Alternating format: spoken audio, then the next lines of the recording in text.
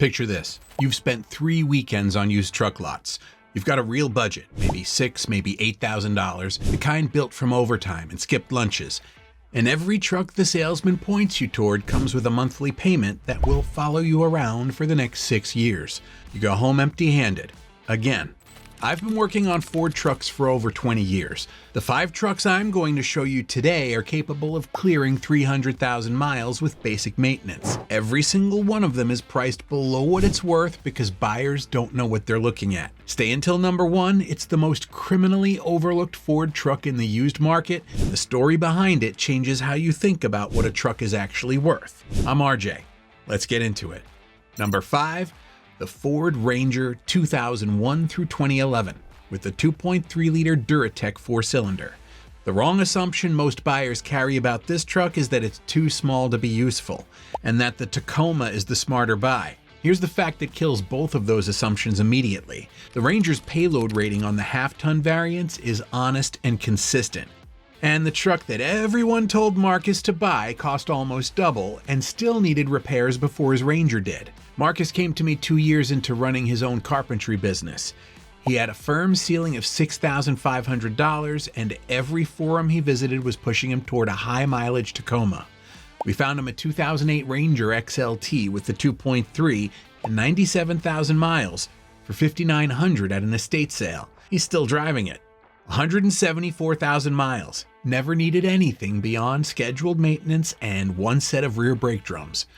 The Tacoma he passed on sold for $9,800 and needed a front axle seal at 122,000 miles. The truck everyone told him to buy cost more, broke first, and sold for more than it was worth because of a badge. That's what brand loyalty costs when you're watching every dollar. The Duratec 2.3 is chain-driven, naturally aspirated, and port-injected. Ford ran a version of this engine family for over a decade across multiple platforms. Parts are everywhere and labor is cheap. The one service item worth knowing about is the timing chain tensioner. Replace it at the first sign of a cold start rattle and it's a $220 job. Ignore it and it becomes a $400 problem. Documented examples of this engine reaching 230 to 260,000 miles are not rare. They're routine. Current pricing on clean examples runs $4,500 to $8,000.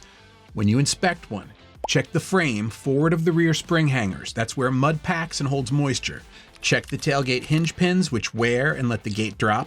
It's a $50 fix that looks like a $100 problem. Pull the dipstick and look for gray sludge around the filler cap, which tells you the previous owner ran a lot of short trips and turned the oil to paste. The market passes on this truck because it isn't the obvious choice.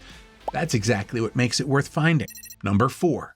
The Ford F-150 2009 to 2010 with the 4.6-liter 2-valve V8. People hear 4.6 and they think small. They see 2009 on the window sticker and they think old. Then they walk past it to look at something with a newer body style. And that's exactly why it's sitting at $8,000 to $12,000 when it should be worth more. Here's what most buyers don't know. The 2009 F-150 was Ford's comeback truck. The generation before it, the 2004 through 2008, was a mess. Cam phaser problems, spark plug disasters, timing chain failures that turned into engine replacements. Ford redesigned the 12th generation from scratch. The 2009 was their fresh start. The 4.6 2-valve is the key. This is not the 3-valve version that gave owners so much grief. No cam phasers to rattle. No 2-piece spark plugs to seize and break off in the aluminum head. It's a simpler, more robust engine that Ford had been building for over a decade before the 2009 came out. I have customers with 200,000 miles on these without touching the engine. Oil changes, one water pump, the occasional sensor. Ford fixed what was broken and the 2009 was the proof. A retired teacher named Bill came to my shop last spring looking for a truck to pull a small boat and haul firewood. His ceiling was $10,000. Every 2017 or 2018 in that range had question marks under the hood. Unknown service history, high miles, EcoBoost engines with no documentation on the timing chain. He found a 2010 F-150 with the 4.6, 78,000 miles, and a folder of receipts going back to the original owner. He paid $8,500. He called me 2 months later and said it was the best vehicle decision he'd made in 15 years. Current pricing runs $8,000 to $12,000 for clean examples. One note to buyers, stick to 2009 and 2010. The very earliest 2009 production trucks were built during the model transition, and a small number carried over some assembly characteristics from the previous generation. Mid to late 2009 and all 2010 examples are the fully resolved platform. When you inspect one, listen to the cold start. The 4.62 valve should be quiet within a second or two of startup. Check the rear differential for seepage around the cover. Look at the frame rails under the cab for surface rust that needs attention before it becomes structural rust. Ford fixed what was broken in 2009. The market is still pricing this truck like the generation before it. That's your opening. Number 3, the Ford F-250 Super Duty, 1999 to 2003, with the 7.3-liter Power Stroke diesel. Most buyers filter this one out immediately. It's diesel, it's from the early 2000s, the numbers on the odometer are usually large. None of that matters the way buyers think it does, because the 7.3 Power Stroke is not a normal engine, and everyone who has ever owned one knows it.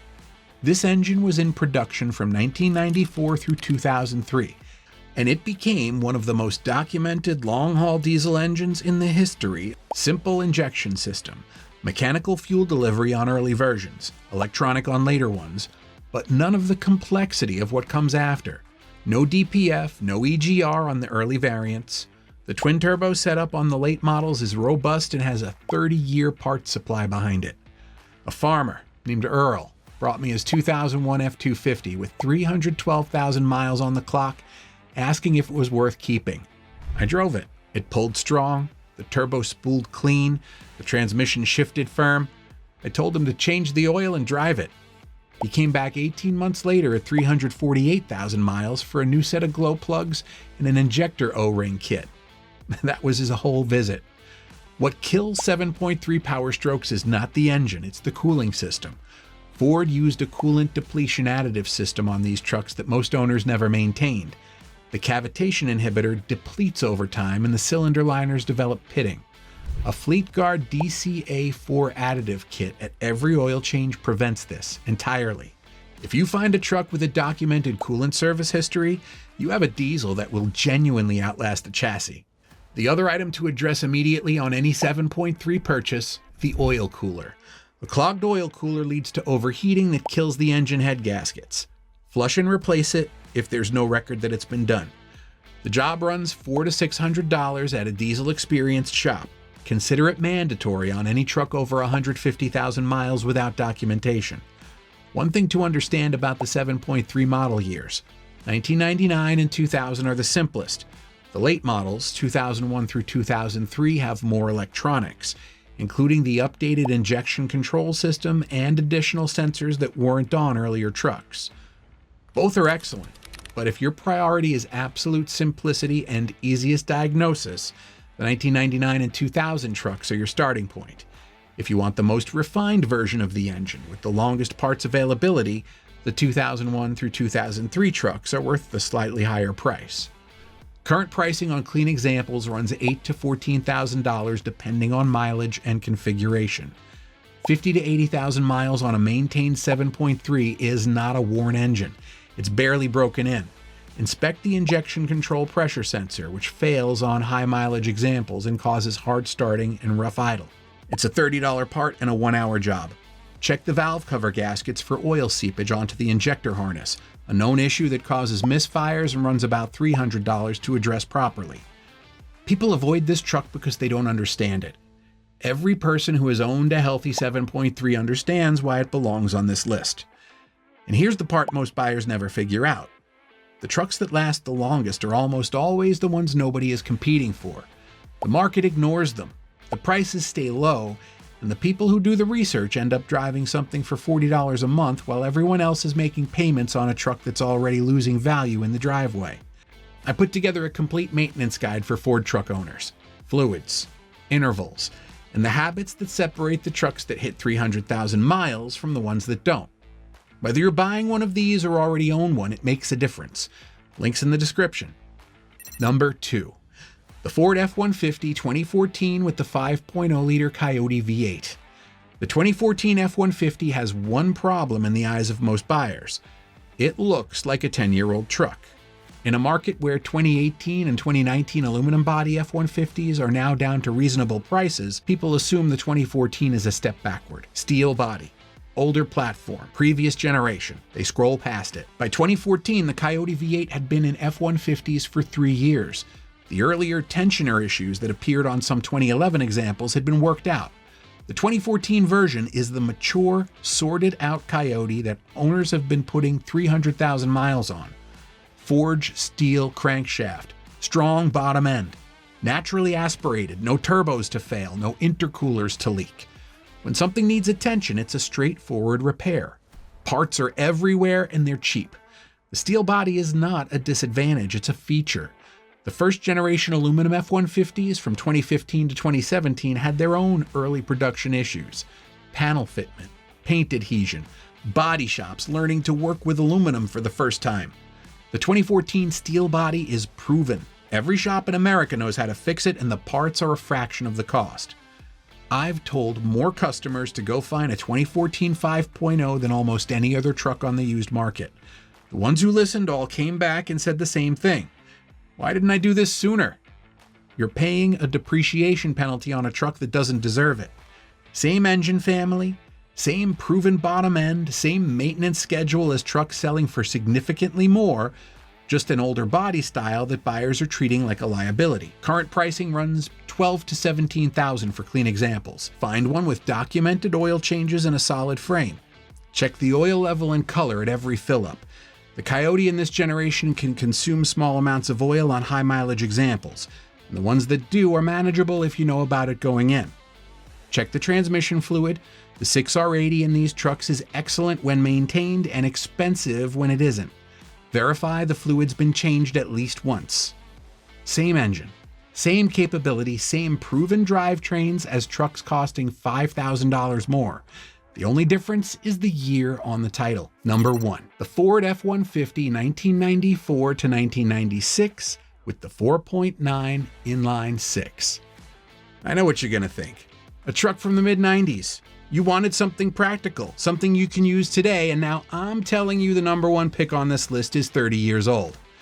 Stay with me because this isn't about nostalgia. This is about the cheapest way to own a vehicle that simply does not quit, and the engine that makes it possible. Ford's 4.9-liter inline 6, the 300 cubic inch, was in F-150s from 1965 through 1996. 31 years in production. You don't keep an engine in production for 31 years because it looks good on paper. You keep it because it works and because owners refuse to let it go. Cast iron block, cast iron head, long stroke that makes low RPM torque without stressing the drivetrain. No timing belt, no variable valve timing to fail, no turbos, no intercoolers, no direct injection carbon buildup. The worst case scenario on a well-maintained 4.9 is a head gasket. $800 to $1,200, and that only happens when the cooling system's been neglected for years. That's the worst case. Compare that to the timing chain overhauls and turbo rebuilds we've talked about on every other engine on this list. I have a customer who's been bringing his 1989 F-150 with the 4.9 to my shop for 15 years. 340,000 miles, original engine, 2 water pumps and 1 head gasket, and 35 years of driving. The truck runs every day. I've seen these hit 400,000 miles. Working trucks, original engines, maintained properly and just kept going. A retired contractor named Dale had a strict budget of $5,000 and a bad knee that made climbing into a full-size truck painful every morning. He found a 1995 F-150 with the 4.9 and 106,000 miles for $4,200 from an owner who had the maintenance records going back to the original purchase. He drove it for 4 years. At 163,000 miles, he sold it for $2,800. His total transportation cost over 4 years, including insurance, maintenance, and the sale, worked out to less than $40 a month. What you pay for a clean 1994 or 1996 F-150 with the 4.9 right now is $5,000 to $8,000. No monthly payment. Insurance at the lowest tier. Repairs that any shop in the country can handle with parts available at every auto parts store within driving distance.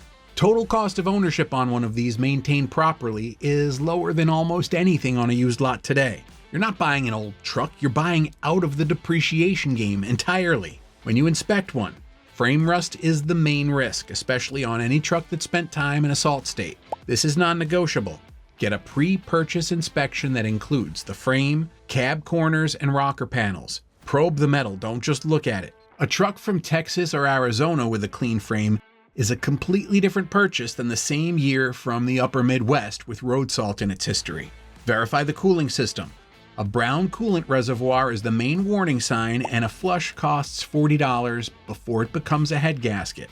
Do the PPI, then don't walk away because of the year on the title. The age is the point. This engine answered the durability question 30 years ago. Find a clean one and don't hesitate. Most people will keep chasing newer trucks they can't afford. The people who understand this list, stop playing that game completely. Maintenance checklist for any of these trucks is linked in the description. If this helped you, hit subscribe. I'll see you in the next one.